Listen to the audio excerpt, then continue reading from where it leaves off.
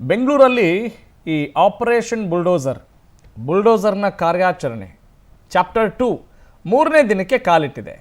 ಹಾಗಾಗಿ ಈ ಚಾಪ್ಟರ್ನ ಹಕ್ಕಿಕತ್ತೇನು ಅನ್ನೋದನ್ನು ಒಂದೊಂದಾಗಿ ನಾವು ನೋಡ್ತಾ ಹೋಗೋಣ. TZ ಅಪಾರ್ಟ್ಮೆಂಟ್ಗೂ BBMP ಬುಲ್ಡೋಸರ್ ನುಗ್ಗುತ್ತಾ ನುಗ್ಗಲ್ವಾ? ಅಕ್ರಮ ತೆರವು ಕಾರ್ಯಾಚರಣೆ ಅಥವಾ ಅಕ್ರಮವಾಗಿ ಒತ್ತುವರಿ ಮಾಡಿಕೊಂಡಿರುವಂಥ ಕಟ್ಟಡಗಳನ್ನು ಡೆಮಾಲಿಷ್ ಆಗುತ್ತಾ?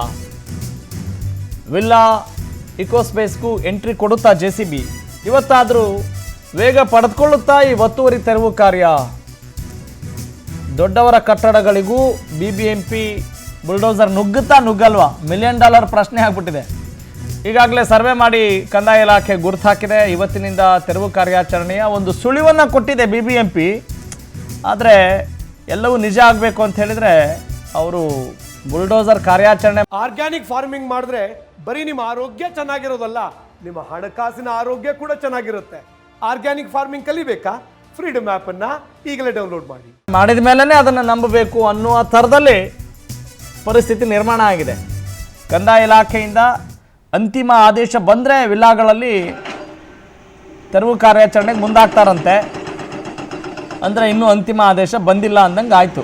ಯಾಕೆ ಬಂದಿಲ್ಲ? ಬೇರೆ ಬಡಬಗ್ಗರ ಮನೆಗಳ ಮೇಲೆ ನಿರ್ದಾಕ್ಷಿಣ್ಯವಾಗಿ ಏನು ನಿಯತ್ತು, ಏನು ಜವಾಬ್ದಾರಿ ನಿಮ್ಮದು, ಬುಲ್ಡೋಸರ್ ಗರ್ಜನೆ ಏನು, ಎಲ್ಲವನ್ನು ಕೂಡ ನಾವು ನೋಡ್ತಾ ಇದ್ದೀವಿ. ಇಲ್ಲಿ ಯಾಕೆ ಇನ್ನೂ ಕಾಯ್ತಾ ಇರಬೇಕು? ಯಾಕೆ ಇನ್ನೂ ಕಂದಾಯ ಇಲಾಖೆ ಆದೇಶ ಕೊಟ್ಟಿಲ್ಲ? ಹಲವು ಪ್ರಶ್ನೆಗಳು ವ್ಯಕ್ತವಾಗ್ತಾ ಇದ್ದಾವೆ.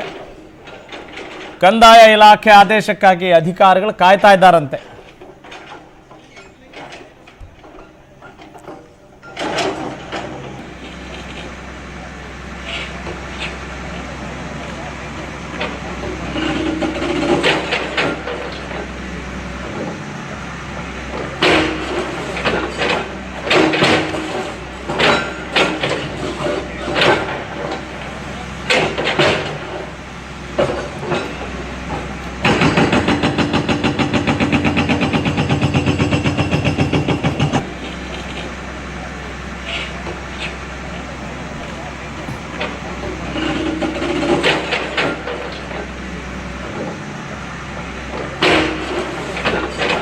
ಆರ್ಗ್ಯಾನಿಕ್ ಫಾರ್ಮಿಂಗ್ ಮಾಡಿದ್ರೆ ಬರೀ ನಿಮ್ಮ ಆರೋಗ್ಯ ಚೆನ್ನಾಗಿರೋದಲ್ಲ, ನಿಮ್ಮ ಹಣಕಾಸಿನ ಆರೋಗ್ಯ ಕೂಡ ಚೆನ್ನಾಗಿರುತ್ತೆ. Organic farming ಕಲಿಬೇಕಾ? ಫ್ರೀಡಮ್ ಆ್ಯಪನ್ನು ಈಗಲೇ ಡೌನ್ಲೋಡ್ ಮಾಡಿ.